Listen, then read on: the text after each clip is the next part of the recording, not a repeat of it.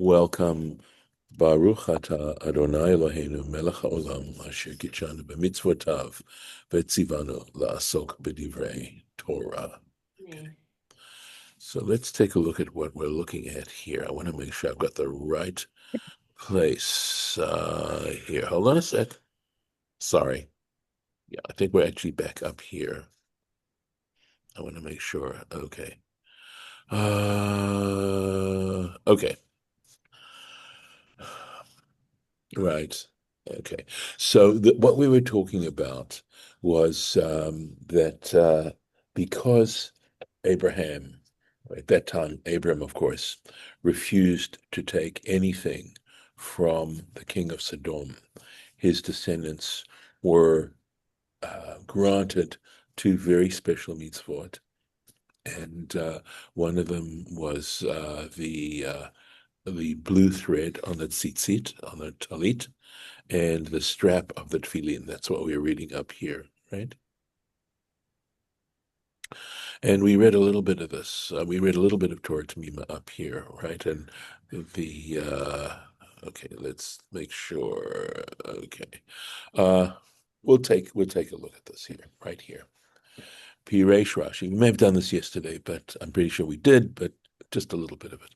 Piresh Rashi. So Rashi explains, and this is in his commentary on the Talmud, okay? Bishvil shehivriach atzmo min hagesel. It was because Abraham caused himself to literally to flee from anything, from theft.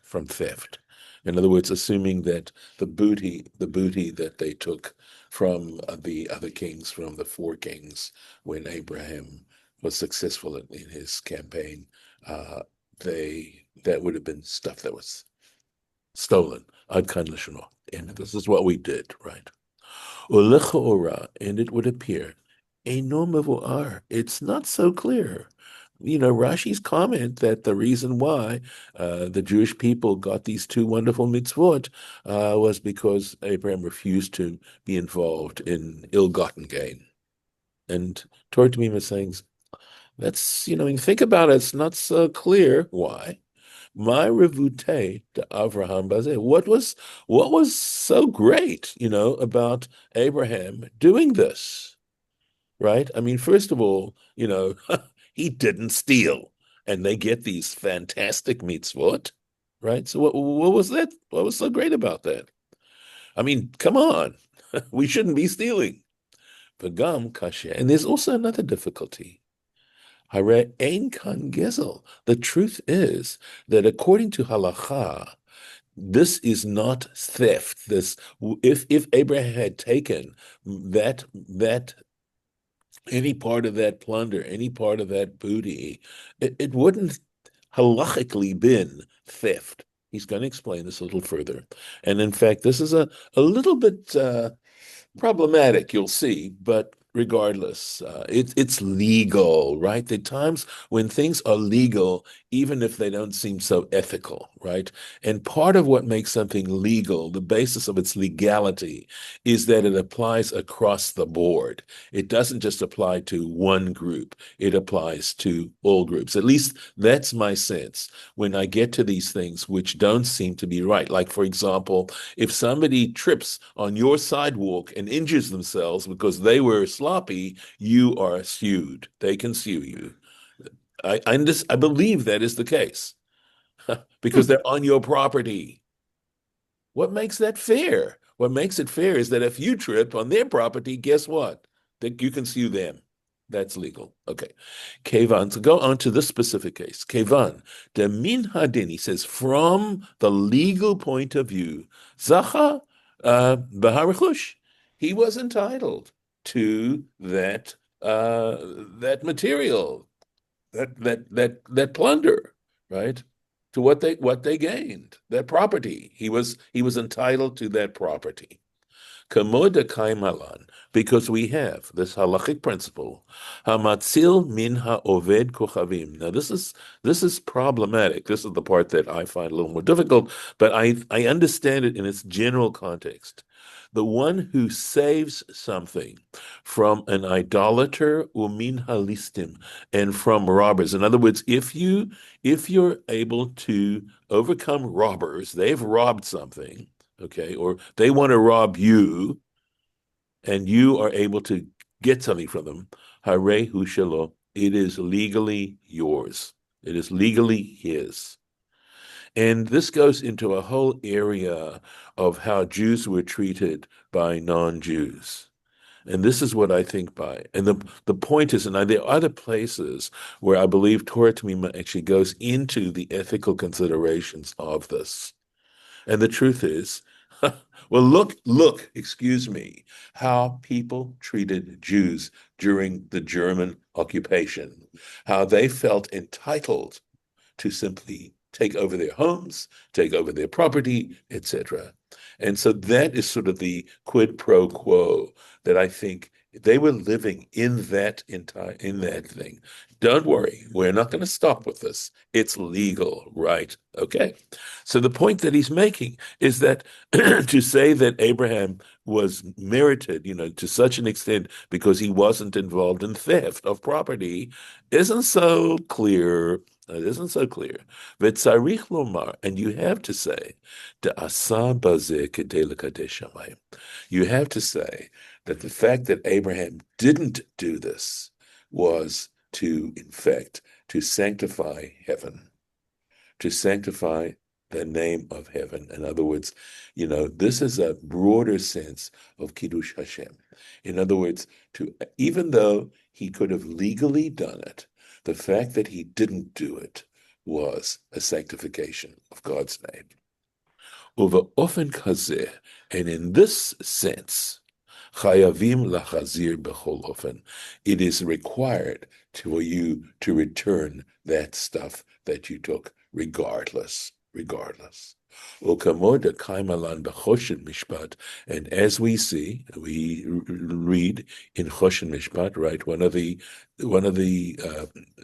major works within the Shulchan Aruch or the Torah, Siman Reish Samech Vav, and under chapter 266, Dehechi deyesh kiddush Hashem, that in a situation where there would be a sanctification of God's name, tzarich lahachazir aveda laoved kochavim. It is required to return a lost item to an idolater, af la'achar yeush, even after resignation. And we'll discuss this halachic point regarding resignation. You'll see. Okay.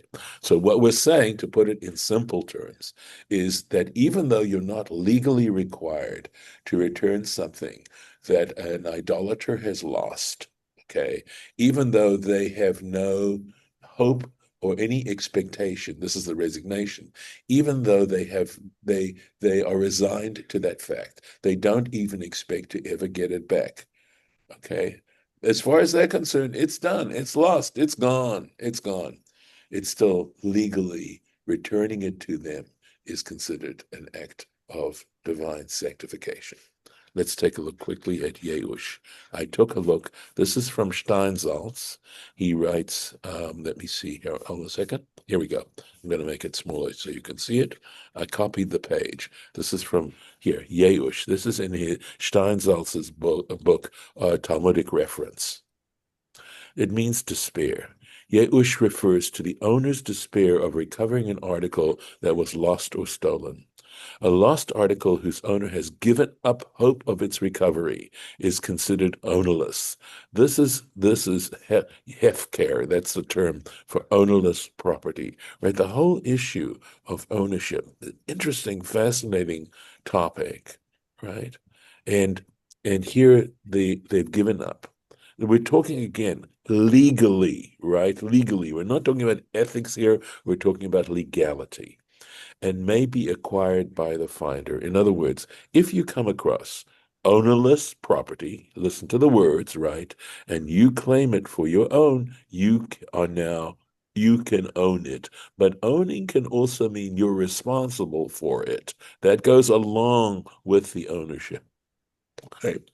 If an article is lost in a natural disaster, for example, a flood, it is considered as if the owner despaired of its recovery immediately. With reference to stolen property, the owner's despair of the article's return removes his ownership over the property and allows it to be acquired by the person to whom it is given or sold by the thief. The point is, we'll see, right? We haven't finished about this.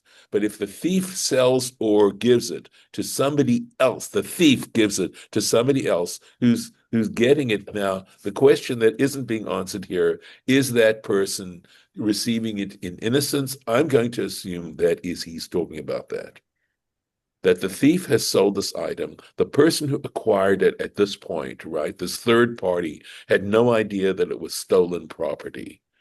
And the fact that the original owner has resigned to its loss, they are right. It's that person. They've acquired it.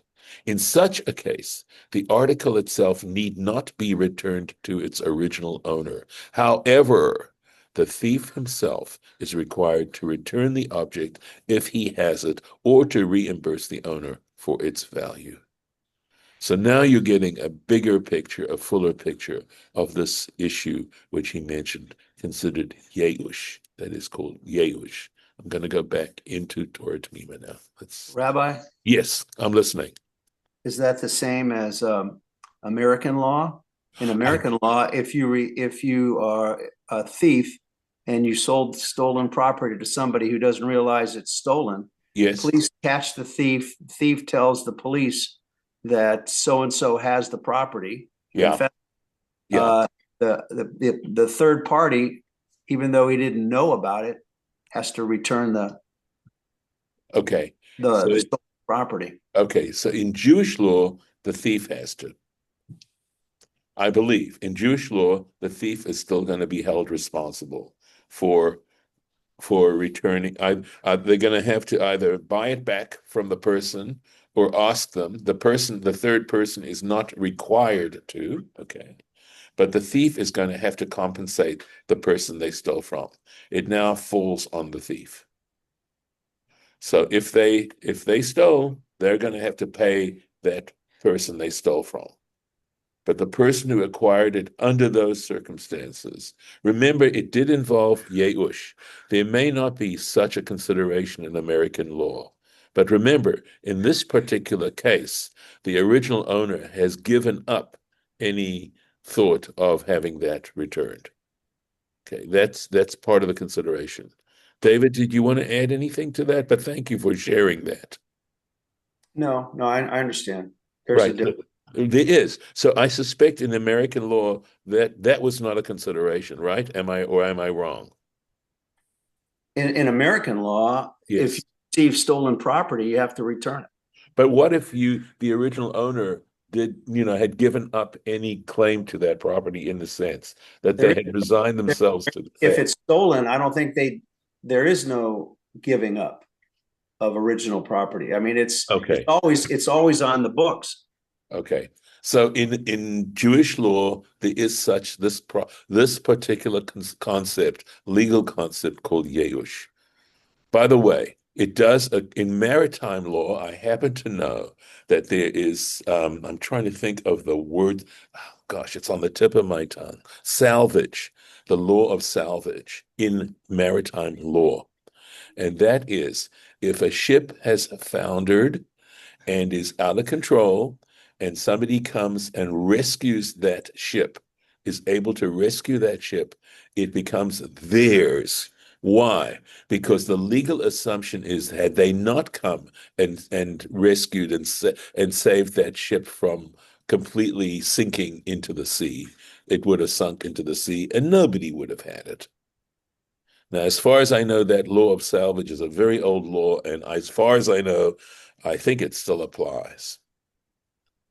That if there is something that is going to basically sink in the sea, right, etc., because it was damaged, the assumption is that if you didn't get it, the sea would have claimed it, and so if you claimed it, it's yours, despite the original owner.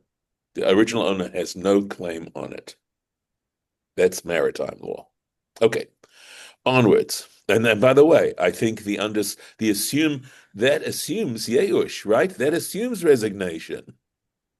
So it's an interesting legal concept. Okay, going on here.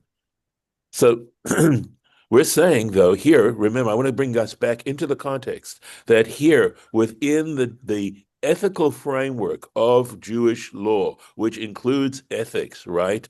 That even though you have no legal right, or say legal obligation to return this under these circumstances, you do, because you will be bringing you are acting as Kiddush Hashem. You are sanctifying God's name in acting in this ethical way.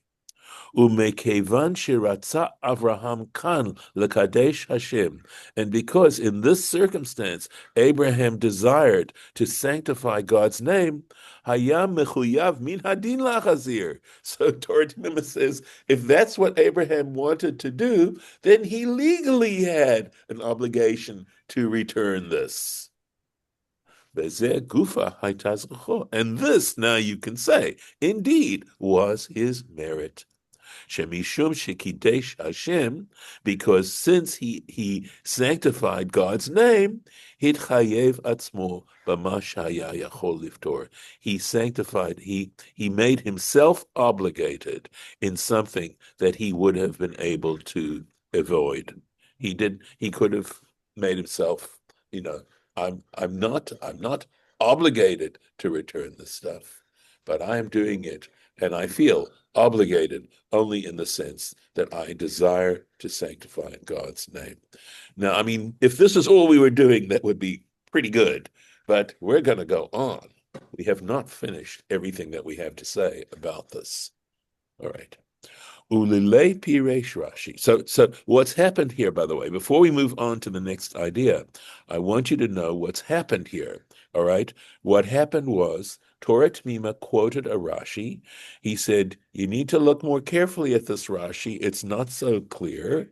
And then in explaining things the way, because of his understanding of halacha, right, he has now supported Rashi's interpretation. He winds up now giving us a deeper understanding of why Rashi said what he said. Now he is not finished. Ulele piresh Rashi. And now he's saying, and if it weren't for the fact that Rashi explained it the way he did, that is, that Abraham refused to be involved in a theft, right? He's saying there's actually another explanation that maybe even makes more sense. Okay, so now he's disagreeing. Haya efshar lefaresh. You could explain what's going on as to why the rabbis say that because Abraham refused to engage in this, his descendants were given these two extremely significant mitzvot, right? Dischut Avraham, that the Abraham's merit, right, Haya bazeh, was in this fact. Mishum de kefi shemavuar me'iyan haparsha, right? Because according to what is explained in the whole context of this paragraph about the war that Abraham went, remember how when he heard that Lot was captured by the four kings, he went about and was able to get Lot back and defeat the four kings, right? That whole issue.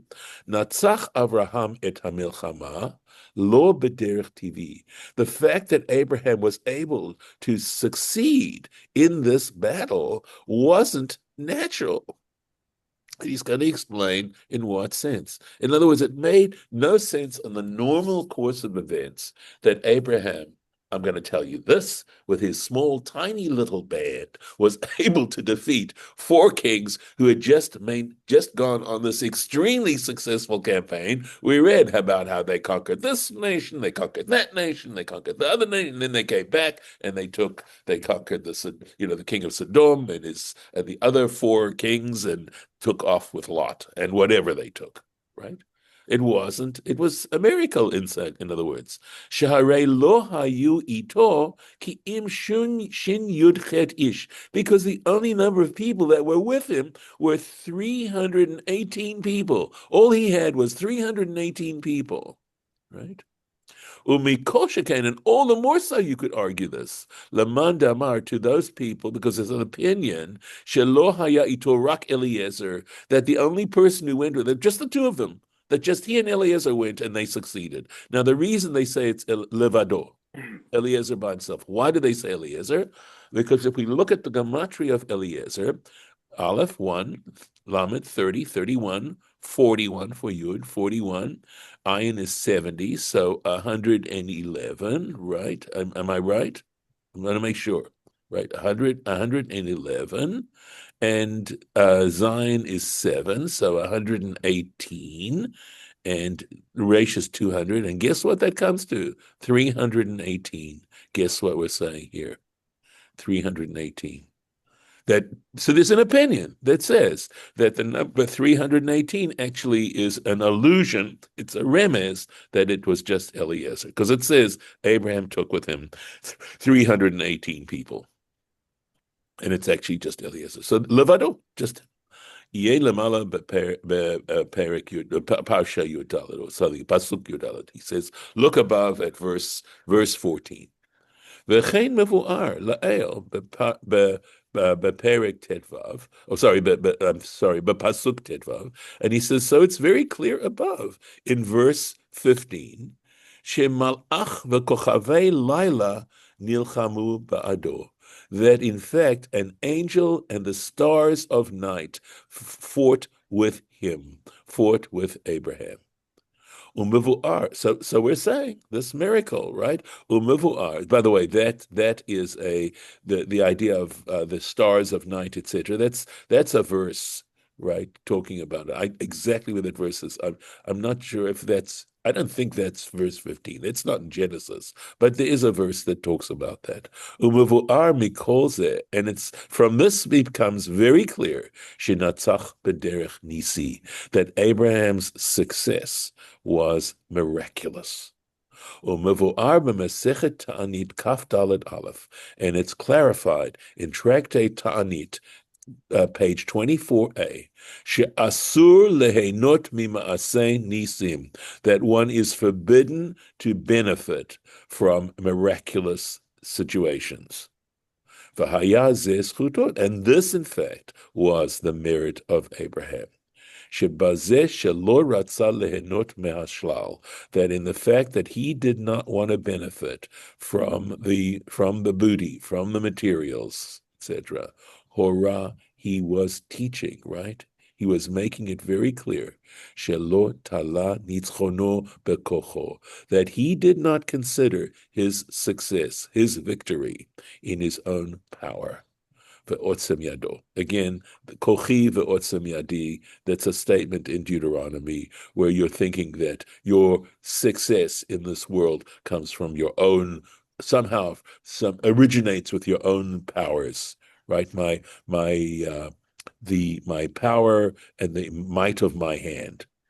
Ella, but however, Abraham understood b'derech nes me'akadosh baruch hu, that it came about as a miracle from the Holy One, blessed be He. V'lachen, and for this reason, lo nehene. This is the reason he did not want to benefit. She'asur lehenot mima'aseh nisi, because he understood this halachic principle that when a miracle takes place and you are successful through miraculous causes, you do not take any personal benefit. We are not done yet. Veda, and know, the prate mitzvot tzitzit, right? Mitzvah tzitzit, that in the details of the commandment of tzitzit, Chokim Rashi v'Rambam, Rashi and the Maimonides disagree. So I notice what time it is, so we're going to stop here because we have all this down here to deal with. Okay, I believe. Let's make sure. I want to look carefully down here. And so we'll do this tomorrow. But I said to you yesterday, in our last lesson, that this is such a beautiful example of Torah T'mimah's brilliance. And we'll keep going. And I hope you've enjoyed what we've done today. I'm going to stop right there. And I'm going to stop the share and accept any comments you might have. Any thoughts or comments? Yeah, I was thinking that if you found a cow on the road and you don't know who owns it, you should keep that cow until somebody claims it, and take care of that cow. It's like anything else. If you find anything of anybody's, you should keep it until somebody claims it, and then he's got to make sure that you ask him what it is and what color it is and everything before you give it to him.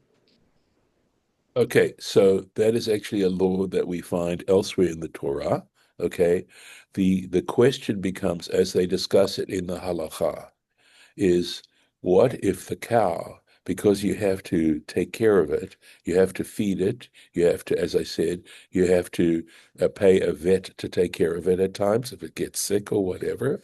What Yeah, happens? The cow is worth $100, and now you've spent over $100 taking care of the cow. And how long do you take care of the cow until hoping that the person's going to show up and claim it? right. So I'm not answering those questions. I'm just raising them. And that's quite possibly, Harlan, and I'm really glad you actually gave that example because that is a beautiful example of where the whole concept of Yeush might, in fact, apply very, very well. If nobody's come to claim the cow after how long? 5 years? A year? Uh-huh. And it's quite possible at that point you spent more money on the cow, right, than it's worth. I don't know. Cows are worth a lot of money. But Yeah, regardless, after a certain period of time, you can assume the person isn't planning on coming to get it. And that, I think, because of your example and your illustration, I think it's a beautiful way of understanding the ethical side of Yeush, which wasn't so clear in my explanation that I gave. So thank you, my friend. And with that, I'm going to stop the recording. Thank you. I'm so glad you mentioned that.